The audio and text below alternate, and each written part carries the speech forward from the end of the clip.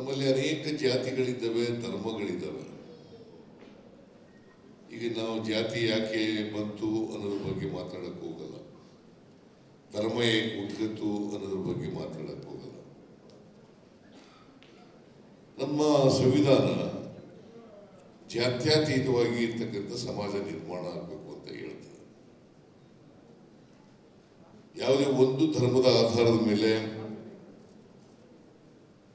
ನಾವು ಈ ದೇಶವನ್ನು ಕಟ್ಟಬೇಕು ಅಥವಾ ನಮ್ಮ ಸಮಾಜವನ್ನು ನಿರ್ಮಾಣ ಮಾಡಬೇಕು ಅಂತ ಹೇಳೋದಿಲ್ಲ. ಎಲ್ಲ ಧರ್ಮಗಳು, ಎಲ್ಲ ಭಾಷೆಗಳು, ಎಲ್ಲ ಜನರು ಕೂಡ, ಎಲ್ಲ ಜಾತಿಗಳು ಒಂದೇ.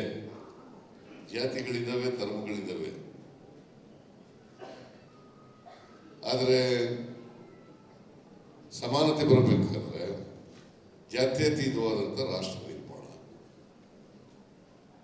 ಅದನ್ನೇ ಬಸವಣ್ಣ ಹೇಳಿರೋದು, ಅದನ್ನೇ ಬುದ್ಧ ಹೇಳಿರೋದು,